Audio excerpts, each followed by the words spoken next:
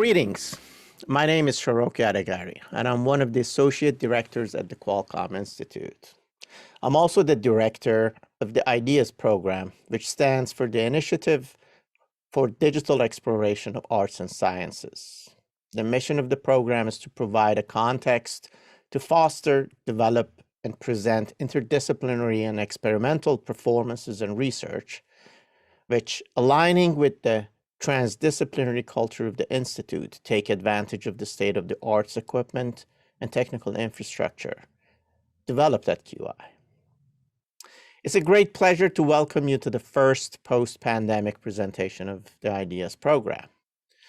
But before we talk about today's performance, I would like to take a moment and thank the frontline workers, especially those in the medical community, doctors, nurses, and all those working in medical facilities who so selflessly, willingly, and enthusiastically, with no question, left politics aside, reacted to the situation, and endangered their own lives to help others.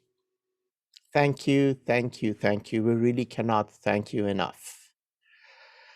Needless to say, the lives of many members of our communities have been affected. Performing artists have especially been affected because the connection with the audiences and the communal experience of such art is often an integral part of such artistic activities. But in some sense, challenges like this for artists is really nothing new.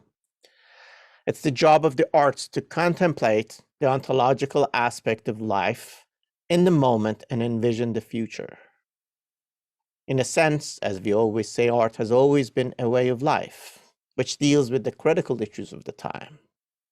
I'm looking forward to the moment that we can all be together and safely breathe the same air in our performance spaces.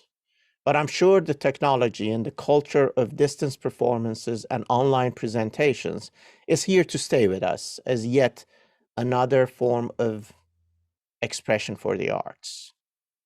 Aside from today's event, we have two more online presentations this spring, one called Sun Eaters by the Visual Arts MFA candidate Grace Grothaus, and on Thursday, May 27th at 5 p.m., and another collaborative theatrical work called Pia's Adventures on Thursday, June 3rd at 5 p.m., directed by Professor Robert Castro and involving collaborations among Chicanx Teatro Ensemble and members of the MFA program at the Department of Theater and Dance. Today's presentation, HYDRA, is by John Barnett, a composition and computer music PhD candidate at the Department of Music. I mentioned that IDEAS is designed around interdisciplinary artistic activities, and John is one of the most such artists that I know of. He's also been helping many of the performances of IDEAS in the past few years. Drawing from a background in music composition, sound design, mathematics, computer science, and technology, John's works spans from technologically augmented and creative multimedia installation works, sound and projection design for dance and theater productions, to concert works and film scores. Critically, their work often has an ephemeral critical narrative focusing on issues of identity. After the performance of and the presentation of the performance, we all will gather in a Zoom room for further discussions and a Q&A session. The link for the Zoom will be available and made available to you in the chat line in the stream. And please feel free to use the chat line to enter your comment live as we go along, and all your comments will be seen by other audience members. So, John, thank you for preparing this wonderful piece for us. I know we're all really in for a treat. So would you mind sharing a few words about it before we jump into the performance?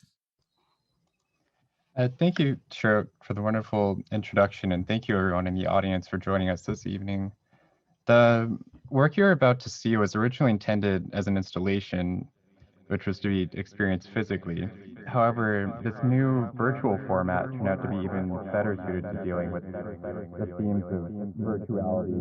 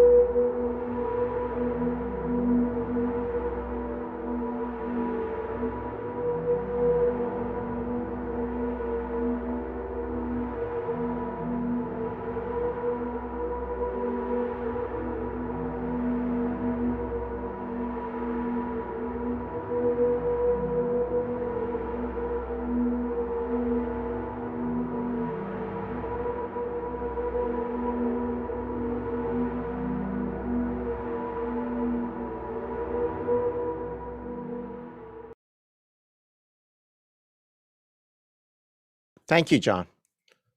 Truly special piece. I cannot really express myself easily because of it puts me in a sense of trance, but also it puts me in a sense of a very acute focus. And your work has so many different aspects to it. And it's really a pleasure to have everybody here. Thank you all for joining us and for all of us to be able to experience this together. I think it's very special. Somehow your work breaks all these boundaries.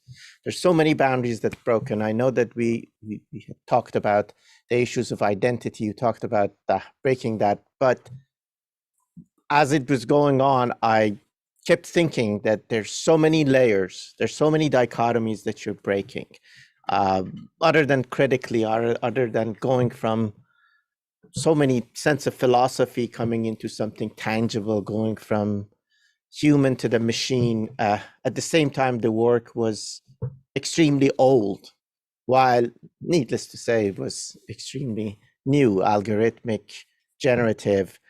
But what was absolutely amazing was that every gesture became important. Every little small thing suddenly turned into something very human. And in the end, the human emotion, the gestures about humanity was absolutely amazing. And I want to do a bit of a sacrilegious thing here. But we'll open it up for questions. But I want to say something that I know you don't want to talk about your process a lot, but I want you to tell us a little bit about how you've created this, how your agency was, because it's the fact that you're inside of it and we were looking at you moving around and changing the world as we were watching, again, added so many different levels of meaning. So if before we go into the Q&A session, would you mind telling us a little bit about the work, how you've thought about it, and how you tangibly have made it? Oh, wow. Yes. Yeah, I'm still reeling from the process because everything that you saw is something I was just within for several weeks, but then during the recording process today, it was extremely immersive for myself to be experiencing that. Yeah, so I guess it's a bit of a abstract, like intangible idea, but it's one that's very vivid for me, or more vivid than a lot of things are, which is just the sort of blurring and interpolation between things and taking things that are clearly what they are and taking something else that is clearly what it is, and then just finding the places between it and pushing into all of those cracks and like creating this feedback of evolution and morphology, changing between different states of liquid and vapor and rigidity. And yeah, it's yeah. Whenever I work on, or whenever I start a project, it starts with a single thing, like an initial condition, and then immediately my thought is how does this become something else that has a sort of rhetorical relationship to it, and then what does it say to explore the areas in between. Yeah, you've always, you're presenting somewhat understated, but always they're very grand gestures, and they have lots of meaning. I want to open it up for questions. I know there must be lots of questions, and I think we can do it organically. If we get to the point that there are many questions that come, please use the raise hand in the reaction section. But other than that, we can go organically and people can ask questions. So I want to open it up for people's reactions, questions.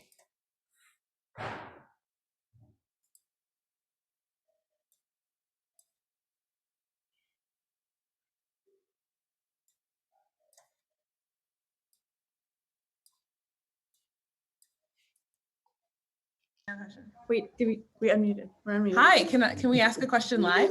Please do. Yes, you're Yes. on. Okay, great. Go for Hi, it. that was such a lovely performance. Thank you for sharing it with us.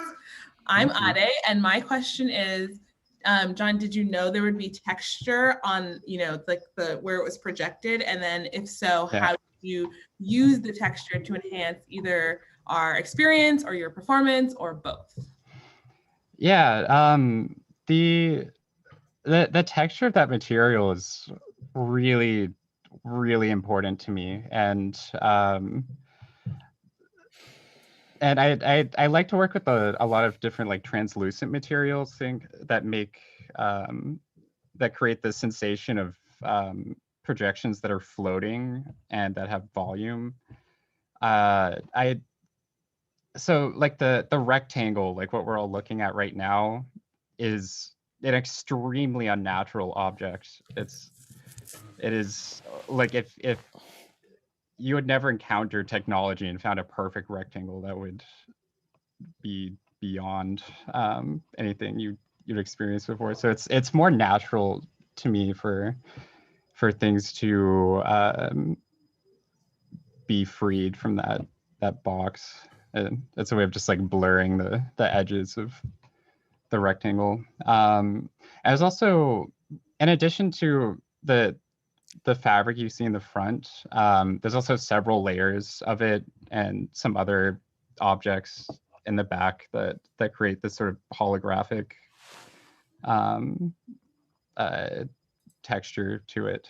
I like things actually being like 3D, and also this fabrics are turned inwards too, so it gives you that sense of field of view. Yeah. Is it at all possible to actually take a peek at your setup? Yeah, it is actually. I mean, it's a lot less exciting with the lights on, but well, maybe. I think that's the amazing thing. Yeah, it changes quickly. Yeah, so this is the room I'm in. It's my first time making a PVC object, and it is very unstable. I'm amazed it hasn't fallen off. Yeah, there's just layers of these fabrics. There's the sensor I'm using over there. That's how I was like inside of the piece. This is my little like performance area. Yeah, mixer. There's projectors everywhere. Yeah, that's what I'm working with.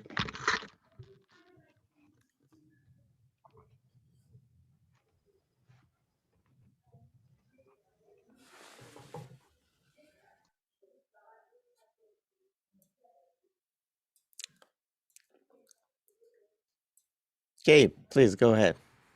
Hey John, nice work. Can you talk a bit about the sound design process? How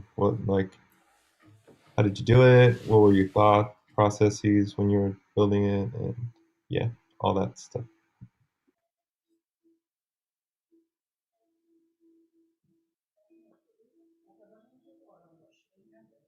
John, you're muted. Oops. Hi. So the analogy I would give for my approach is there's this like feedback, like visual effect I'm working with, where like you take any surface and any texture on it gets accentuated so that it becomes this sort of like fractal of like detail. And that's my approach with sound design, or all the sound I used in this project. Just immense amounts of richness, like the just entire gamut from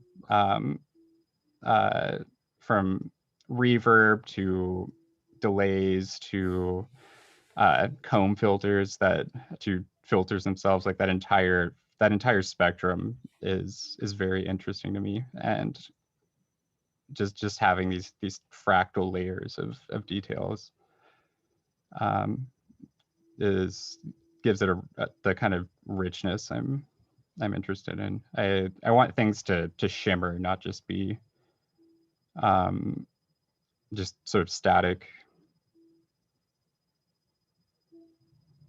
Though there is a lot of stasis in the sound design too, but it's that's sort of just like basking in itself.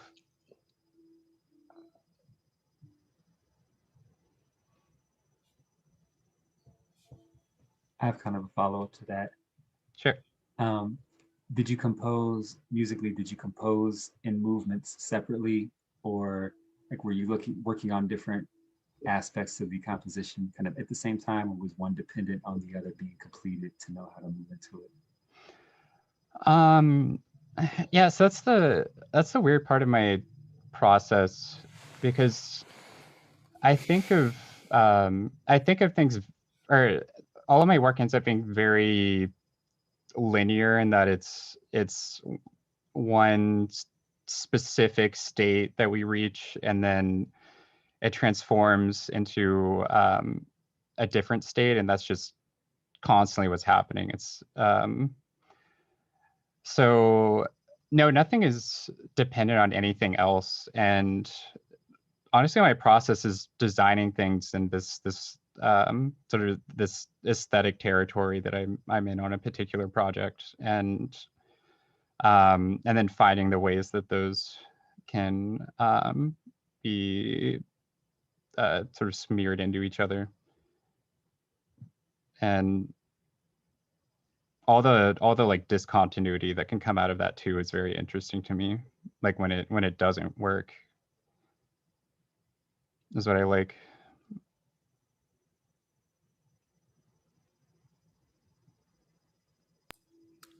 There is a question in the chat. Nassim, would you like to ask that? Or Yes.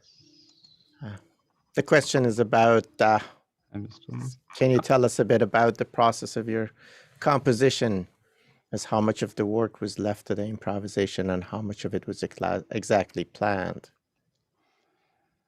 Yeah, there's always with so with this piece in particular, and all the pieces I do in this format, though typically I'm not so in the forefront as a performer, but there's always a spine to it. So there's ultimately like a linear progression of getting from one state to another, but within what I'm calling a state, that's a space where I have some fluidity in controlling things. And actually during this, I am adjusting aspects of the sound design and the progression live, even when you're seeing me through the sensor. You just can't tell that that's what I'm doing, so it sort of fits into it. But I'm within it and like tuning it from within, so I really have my my hands on like the nerve endings of it, while there's still this like larger process happening.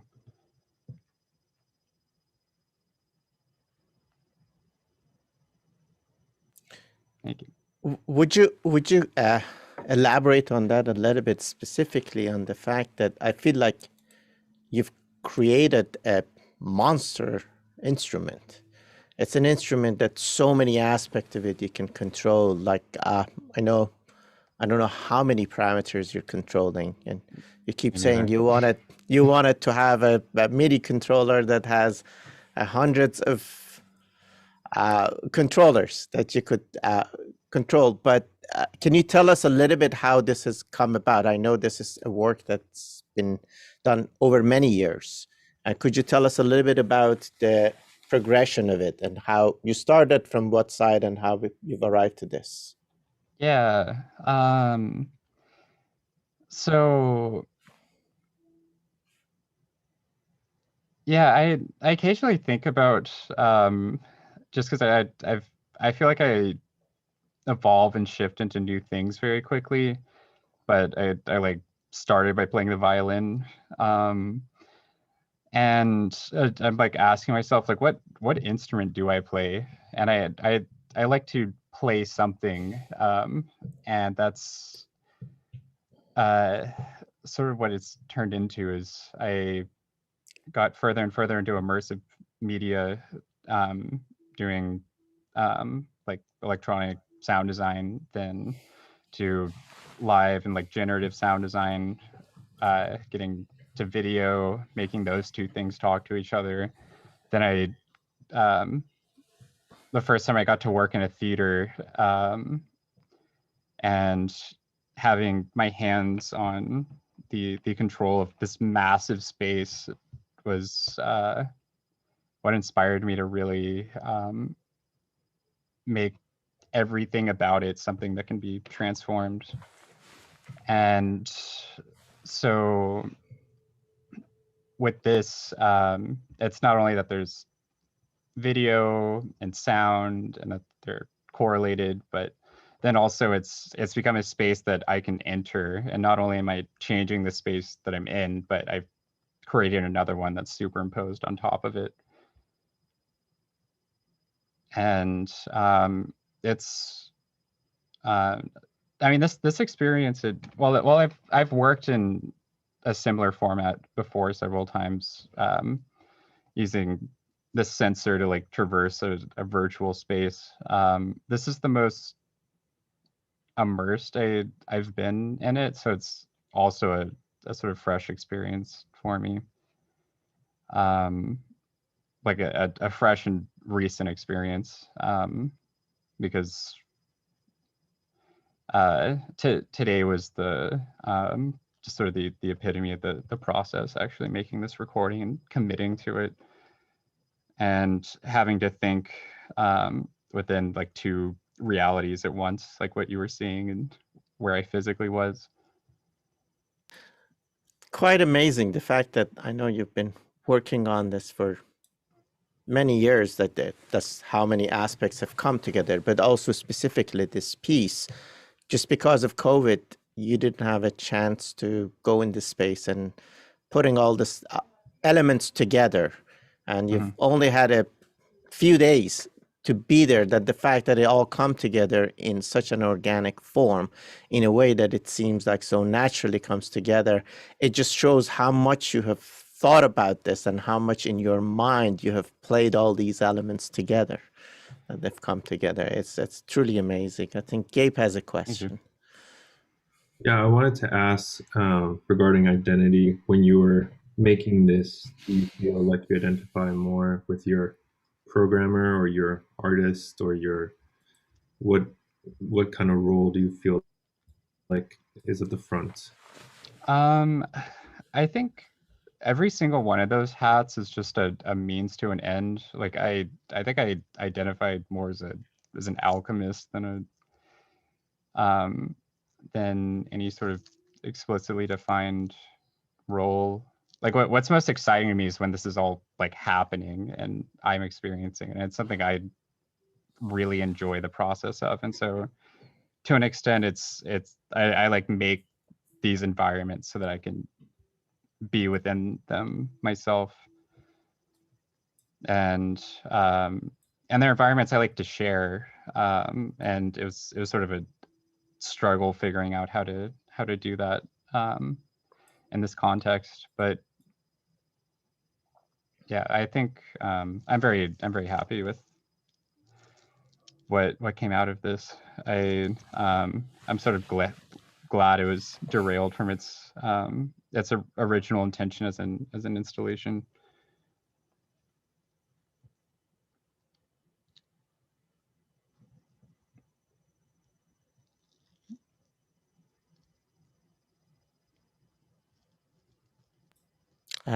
Please, Victoria. Congratulations, John. This was gorgeous. What an Oh, thank you. experience. Oh my gosh, I've got to watch it again and listen to it again.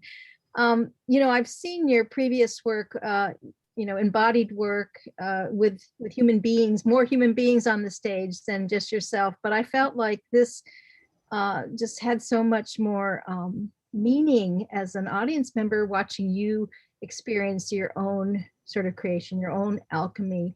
And it's it's a full world that you've conjured here. You know, maybe it's just the theater in me, and I'm too literal. But you know, I saw you walking through forests, floating on clouds. You know, standing in rivers. It had your piece just.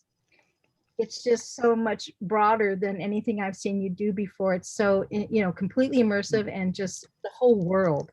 And thank you. Thank you so much. Yeah, that's yeah, you really tapped on something there that I guess I didn't fully realize before you. Yeah, I hadn't really thought about this aspect of it, but I guess so just for context, like I've worked in this for everyone else. I've worked with this kind of thing before, but it's always or typically with the intention of people like trained dancers and movers and people in theater to interact with rather than myself.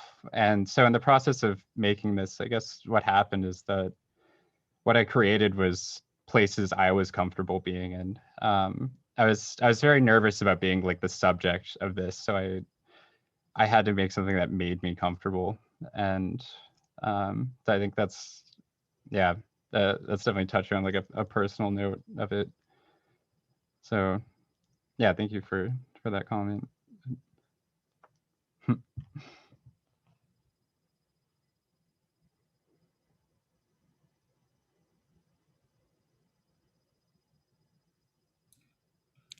Trish, please. Hi, John. Hey. Congratulations. I always love seeing your work when it comes together like this. I just wanted to follow up on that question with Victoria. What you were saying about being in the performance itself as being kind of uncomfortable for you. Was your original intention with the installation to have the audience members be the figure walking around, or was it always going to be you? No, it was definitely for other people to experience. Yeah, it's it's something I had to grapple with in the process of making this. So my gut instinct at first was, no, I need to like find someone who knows how to not like awkwardly move their body around in front of people. And I was getting really scared about it and just going through all these. I came to an acceptance that no, I have to be the one to do this, and I need to make it work for myself. And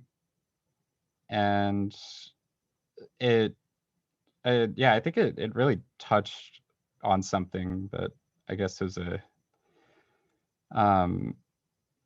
I don't know, like something Freudian and deeply repressive, but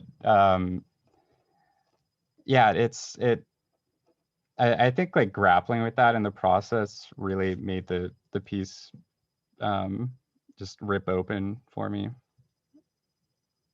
And there's a organic aspect to this piece that I think I haven't touched on before, and it's I'm definitely glad to have started to find that for myself.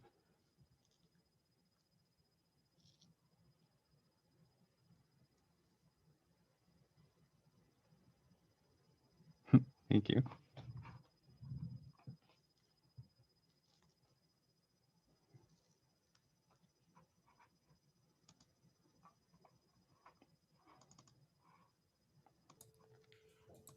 Thank you, Nassim. I guess, John, you're reading Nassim's comment. Yes, it is. One sec.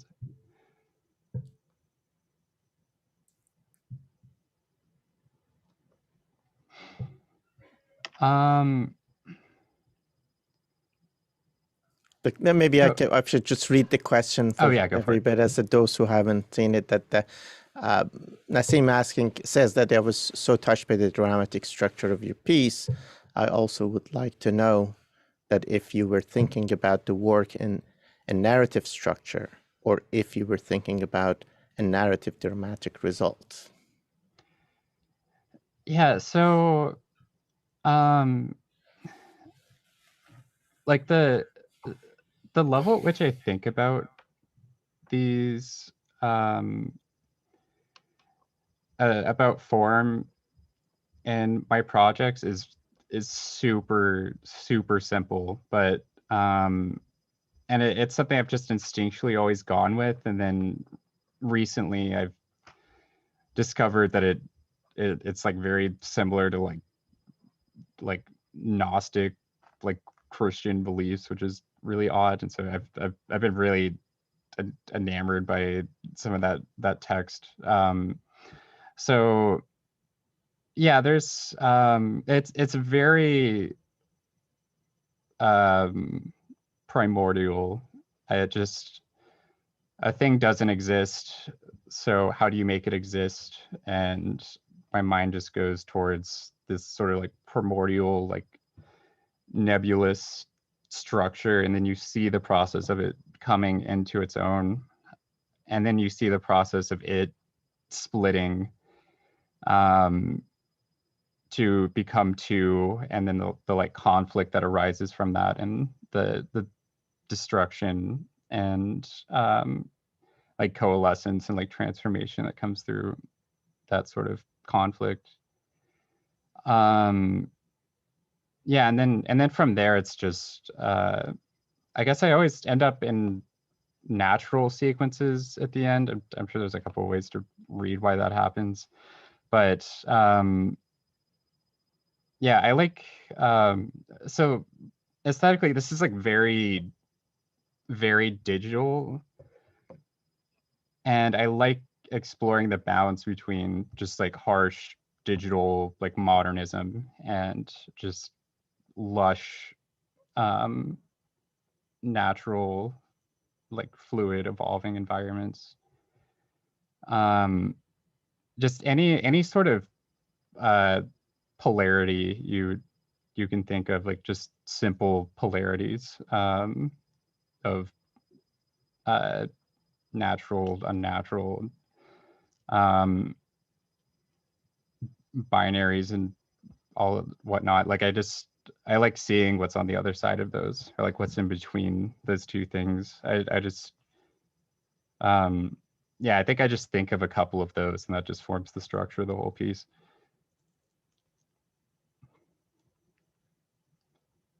Please, yeah, I had a question.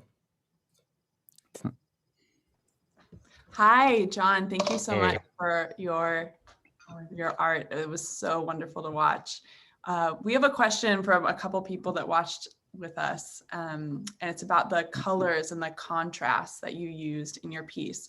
So we know from watching some of your previous work that you don't often use such dramatic colors, and we're also really interested in why you chose white and bright white to be the figures and yourself in this piece. So I was just wondering if you could comment on your choices there. Yeah. So I guess the dynamic is that, like, so the figures, these are like two 3D models, by the way, that I've just grown very close to over the years. I found them on the depths of the internet and have been like shaping and manipulating their structure for years. But I love how just incredibly austere they are,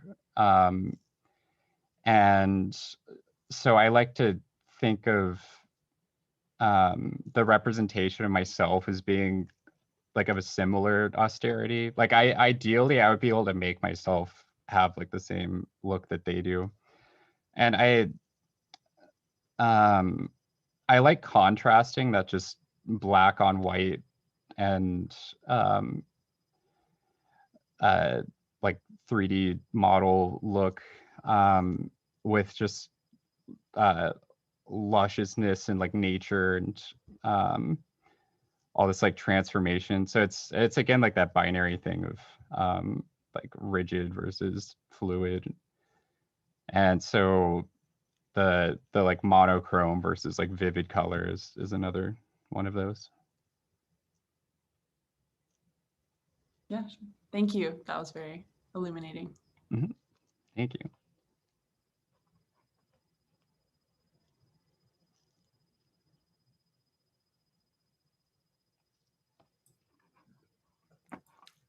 Do you have any other questions?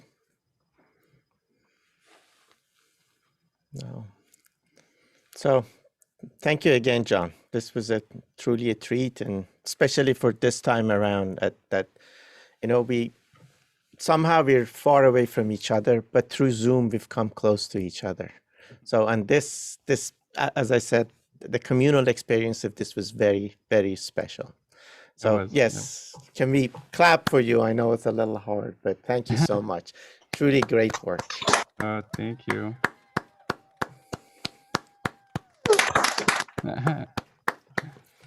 And thanks to everybody who were with us. Thank you for being a part of this presentation. We will have our next one on May 27th at 5 p.m. by Grace Grothaus. We hope to see you there. Thanks for joining us. Yeah, thank you, everyone. Thank you. Congrats, John. Thank you.